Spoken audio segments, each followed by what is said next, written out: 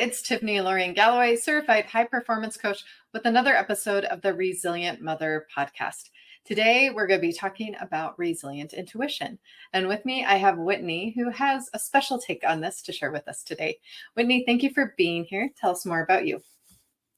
Awesome. Thank you for having me. I'm Whitney. I'm located in Vancouver, Canada. I'm a mom of two, a 5-year-old boy and 7-year-old girl. We also have a wonderful Akita dog who's about 9 years old. And I live with my husband in a beautiful home in this city. And we both are entrepreneurs. So we are juggling work life and kids. And what I do for my work is I'm a human design and Gene Keys guide. And I most often work with entrepreneurs to help them understand their purpose, discover their natural gifts, and then bring those things to be of service and create prosperity in their lives. So to someone who maybe isn't familiar with this, what is human design? What are Gene Keys? Yes, so they're two separate systems, but I always talk about them hand in hand. Both systems are based on your date, time, and place of birth and provide you with a profile or a chart. And for those of you who are familiar with astrology, there is an astrological influence to these charts. So once you have your chart, you can learn it and gain insights about your personality, how you show up best, how you create success and peace in your life, and so many more things. It could go on and on forever talking about the charts. Is this something that's scientifically backed or historical? Is it more of an Eastern medicine versus Western medicine? Where did this start? So they take Ayurveda as well as the I Ching, and by Ayurveda, like the energy centers, and they combine those into these systems. But in terms of like a scientific background on it, when we are born, we're like imprinted with the energies that are going on. Something called neutrinos pass through our body and leave this imprinting on us. And that's why people tend to relate to like their astrological signs. Does that make sense? Yeah. Okay. Yeah. I just was kind of curious. We've had a few people on before, and human design I was a little bit familiar with, but not the Gene Keys part of it. And so it's nice to have a better understanding of that. I think anything that helps us to understand ourselves better and our children better helps us to be better mothers and helps us to teach resilience. And the topic I really want to dive into with this, as we were discussing before we started, was intuition and how these things help you be in tune with yourself and with your children and be able to follow your intuition. I think some people feel like they struggle to get that motherly instinct, but I think that actually starts with yourself and your relationship with yourself and trusting your gut with yourself, even before you become a parent. And if it's something that may have been interrupted as you grew up, to getting your voice, to trusting yourself, it is something that you can work towards. Can you speak to that a little bit? Yeah. So if we look at the system of human design, on your chart, there's something called your human design authority. And that's the way that you are designed to make decisions. So there's 7 different authorities, and I'll just give you a couple of examples. One of them is called your sacral authority. And people with a sacral authority have a very strong gut instinct. So their intuition is going to come through them as an expansive feeling, a feeling of, yes, I'm drawn toward this thing, or a contractive feeling. So a no, I'm repelling this thing. It's an for me. Emotional authorities, which make up about 50% of the population, work differently. They need time, 3 days, sometimes 5 days, maybe longer for a big decision to feel into the different options, to see like, when I think about this scenario, how do I feel in my body? When I think about that scenario, how do I feel in my body? And to get a really concrete idea of what they want, they need more time than somebody with that gut instinct. And so there are 5 more of these. And once you learn that about yourself, you have that stronger connection with your intuition. Can this natural intuition be interrupted by trauma or different things that might cause you to have a hard time knowing where you feel it in your body? And I'm glad you mentioned that, because the body doesn't lie. So I think that is important to do, not only inner work, but to feel where your energy is, to know what alignment is, And if that's interrupted, how does somebody find it? Yeah, that's going to be a personal journey, honestly. And it's going to be different for everybody. But I think actually just asking yourself the question and opening up to the idea of, wow, my body is telling me something, and then learning your own body's signals. Mm, So for that person who has a sacral authority, like that gut instinct, it's not going to be the exact same for me or for another person with that authority. I might feel it slightly different. It might be like an excitement or a tingling somewhere in my body. And for another person, it might be a feeling of just pure joy, exhilaration. And so we all have to identify that for ourselves. But absolutely, life circumstances, past traumas, those things are going to impact us. And that's why, seeking somebody to help you with that, a counselor, a psychologist, something to work through those alongside this type of work is always helpful, because this work often brings up more stuff. And then you mm. need to make sure that you're actually dealing with it. Yeah, you'll have to process it if you haven't Mhm. already, or face it maybe for the first time, or understand it, or maybe give that little child a hug and tell them you've got it now, whatever the Yeah. method is. And there's a lot of different ways to approach it. And we talk about that a lot of, your own resilient toolkit and what your resilience looks like for you is going to be different. And as you're talking about that, I was thinking about, how do we set our kids up for success then, to know their intuition from the beginning? They surely come pure slates into the world, living their truth already. How do we honor that along the way and not interfere with it or confuse them or put our own Mm, unrealistic expectations or ideas on them, and remember mhm. that they are their own individual human being and we're more of their guide and support? Yeah, I love that you recognize parents as guides and support, because I know in my own life right now with my 5 and 7-year-old, there's this huge like sibling rivalry dynamic going on. And my brain wants to constantly search for answers, right? Like, I need to be the responsible parent. How do I help them? How do I enforce boundaries to make sure that they don't seriously hurt each other? But then my intuition comes and says, hey, they're on their own personal and spiritual journey here on earth. It's my job, yes, to keep them safe to a degree, but whatever they experience in their life is what they came here to experience. And as Yes. long as I can be that compassionate guide when they come back to me, whether that's in tears, whether they've been hurt, whether they feel bad about their actions, as long as I can hold space for that and not turn my back on them, then I'm doing my job. And something that the Gene Keys really helps with, this, sister system, you could say, to human design, is we can actually identify what our shadow frequencies are by looking at this chart. Mhm. So I can look at my chart and I can say, my daughter's in this provocative era. She's kind of like provoking the little brother and, just wreaking havoc here and there. How do I respond when I look at my shadow? Well, with intolerance. I don't want to tolerate it. And Mm, when I really think about that, it's not that I don't want to tolerate it. It's that we've all been programmed throughout the years of what's acceptable and what's not acceptable. And so if I went back to my intuition would tell me, like, let's just let this play out. Things are going to be okay. The kids are going to grow out of this phase. Life is going to go on. I don't need to bang my head on the wall for answers. And I don't need to do it like my parents did it or like my grandparents did it. And rather than going into intolerance, I can go into my gift energy, which is understanding and compassion for my daughter and the phase that she's going through right now. She has all of these stimuli in the outside world that are really big and scary to her. Like, even mhm. going back to summer camp today after a few weeks off, that feels intimidating to her. And rather than being intolerant of her emotions, I can step into that understanding and that compassion. If I go back to my intuition and ask myself, how do I want to handle this? Not how do other people handle this, or how would a parenting coach handle this, but Mhm. how do I want to handle this? Yeah. Another way I think about that is if I was in my child's shoes, or I think about a similar situation or conflict I was having growing up, who did I need at that time?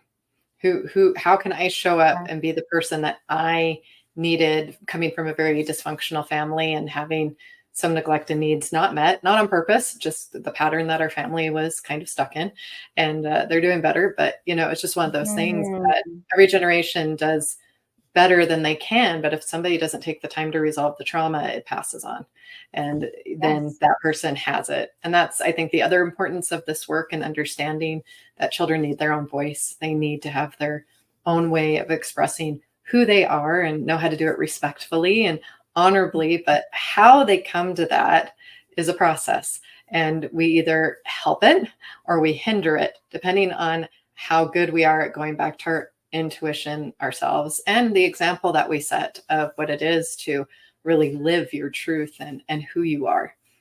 Hmm. Yeah, I think a lot of the time we want to protect our children from feeling even stronger emotions. So when I think about one of my children misbehaving or, saying something rude or doing something hurtful to each other, my brain automatically goes to, well, what if they do that to a kid outside of the family?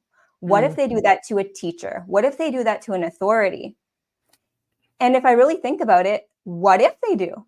What mm. if? Well, they're going to learn the harder way. And that's Yeah. going to be a part of their story, a part of their journey, right? Like we cannot shelter and protect them from everything. We can No. tell them what we believe, we can model, we can be a good role model. But at the end of the day, just like teenagers go out and experiment with smoking a cigarette or having some drinks, they got to learn for themselves what the consequences of their actions are. And like I said earlier, as long as we are here to welcome them back, to have compassion, to offer like calm words of wisdom, then we're doing our job.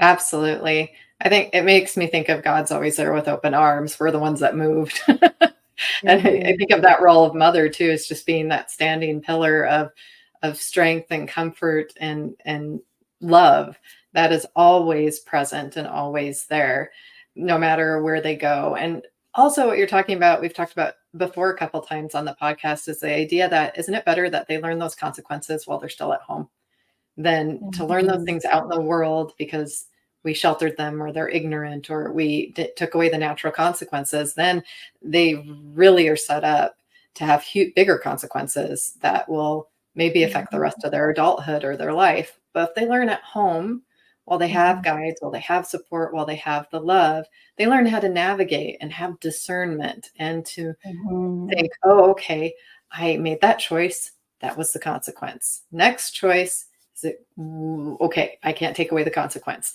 And that kind of Yeah. pattern. And that's life. And then also too, just that, life is going to be hard sometimes. And sometimes we make mistakes. We don't Mhm. mean to cause negative consequences, but we're human.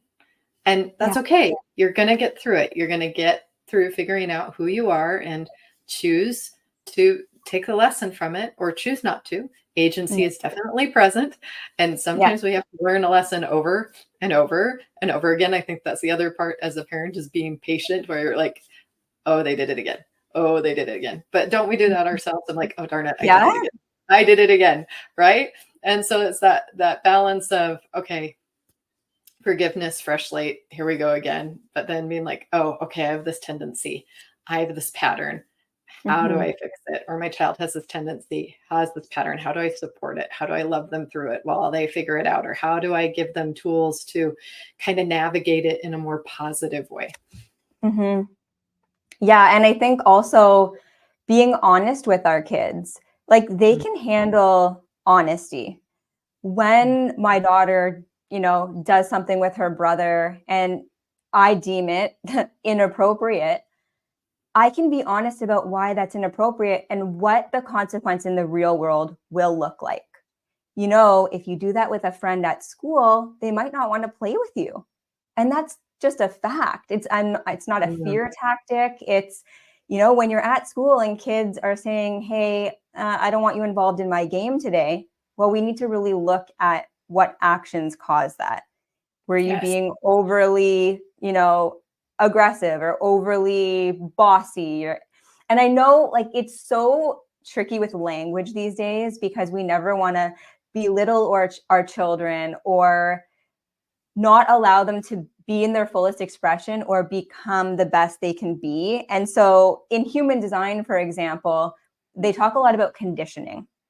And you'll read that, oh, growing up, maybe you were called bossy. And so you stopped being the leader that you are. And it's like, okay, yes, but take it with a grain of salt. We can still have conversations with our kids. We don't need to be perfect. And they're not as fragile as you may think they are. They are resilient.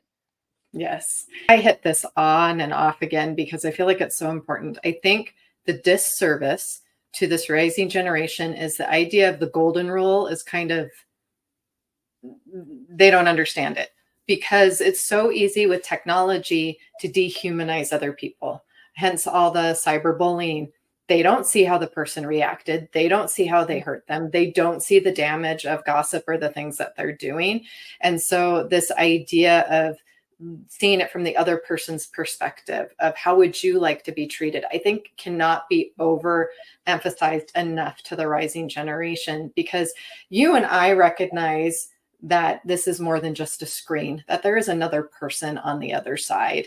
And it's not necessarily as true for them, I think, because there's so much more tech than in person for them now that it's easy to just feel it's just not the same as in person. I can feel the energy. I can understand the timbre of the voice more. Text messages, especially, are so easy to misconstrue or to not communicate well.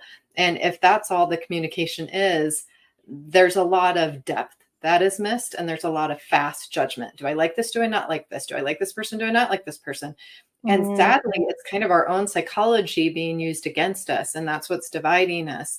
Whereas children initially, when they're young, will walk right up to another kid and be like, hi, my name is, want to be friends? Let's go play. Where do we lose that along the way? And when teenagers, I think, especially are trying to figure out who they are in this crazy world today, and they have so many ideas thrown at them of who they should be, and then maybe they have a peer that's bullying them, no wonder we're having a mental health crisis. They're not following their intuition. The voices are so loud around them of telling them who they should be and what they should be, that we as parents, I think, have an even bigger responsibility to give them room to safely figure that out and put some boundaries around it and give them tools, maybe in a different way than we naturally just did growing up, because it's just not the same world today. Yeah, I mean, my kids are still pretty young. And so I'm lucky in the sense that I haven't had to deal with like all of the texting and the cyber stuff quite yet. But I already see the influences of TV shows and movies and podcasts and that kind of thing, and how that is just a huge beast that I'm constantly checking in with myself. Like my intuition tells me that it's a fact of life and sheltering them is not the answer, but that boundaries are important. But I'm always walking a fine line. Like I'm still not 100% sure what the right thing is to do with technology. And I keep hoping and praying that things change a bit by the time my kids are like preteens, teenagers. But I see it even happening on the playground, face to face these days, with the bullying and, leaving people out. And I don't know if this is the same in your area. Do you guys have something called Pink Shirt Day? I'm not familiar with that. So in Canada, there's something called Pink Shirt Day. And on one day of the year, all the kids dress in pink, and it's like the anti-bullying awareness.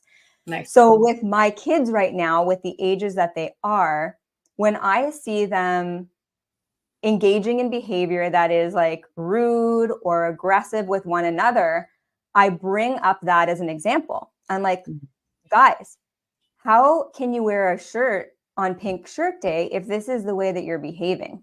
Like wearing that pink shirt is a symbol of how we behave and how we interact with other human beings.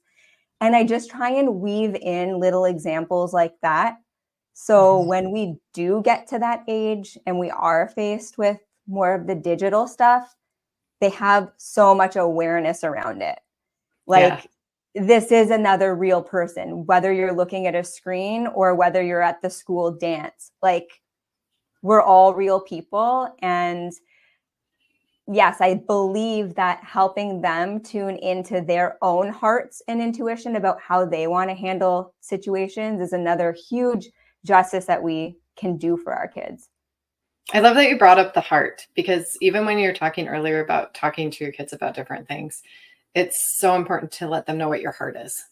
I think that translates anything. When we as human beings connect heart to heart, it can resolve a lot of conflict. It can bring us back to being love and being centered and treating each other with kindness and respect.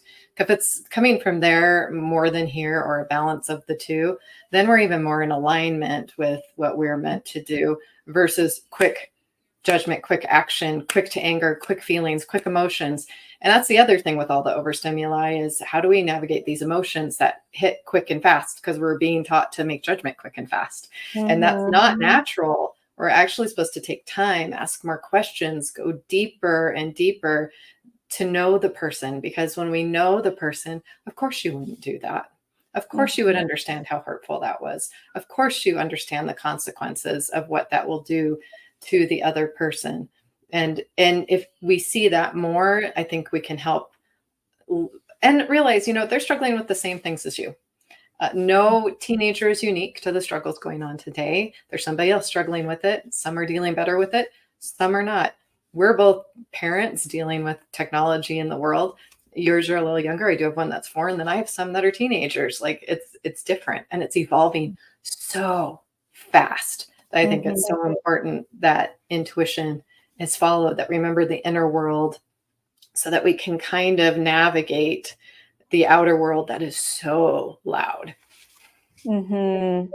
Something I'm doing with my kids right now is I'm trying to help them understand that you can put space in between something happening to you and your reaction. Because they're both so, I guess, in that primitive reaction where it's like the person hasn't even finished saying a sentence or doing something, and the other person is already coming at them with some kind of reaction. And if we can help bring awareness, like, okay, your body is starting to feel a certain way right now. You're feeling frustrated, you're feeling angry, you're feeling agitated. What can you do before reacting to that person? And mine are young, I know, but it's like almost like talking to a wall, but you know that down the road, they're going to surprise you. Like, one day you're going to catch them in a moment and you're going to be like, yes, they've been listening. I had that happen with my 4-year-old. So when he was littler, I could get him to take 4 breaths and calm down. And he did well with that. And then kind of 3 into 4, we kind of lost it. And now we're coming back to it. And I'm like, did that even stick, to take a breath and to calm down? And then the other day I caught him actually doing it, or wanting to do it with me. And like, he even wanted to do it like face to face so we could feel the breath on each other. I was like, this is kind of cool, I guess. Like, and I'm like, okay, he gets it. Okay, it is getting in there. And so often it's interesting, because I think we'll think as parents, like, I did that. Did it work? Did they hear me? Did they see me? And then later we'll find out, oh, they were listening. Oh, they were watching. Okay. Yeah. And so our work right now matters, even when it feels like it doesn't matter. Like, at the end of the day, when you're going to bed and you're like, I feel like I gave it my all. I'm so tired. Like, are we progressing here? And that's when I go back into like the Gene Keys work, which is trust in life. Trust that the outcome will be as you want it to be. It might not be the path that you expected, but when push comes to shove, they are going to turn out to be these wonderful, helpful, loving human beings, because they come from a good upbringing. They really do. Even if they're not always showcasing it now, I find with my son, he's really playing out good versus evil.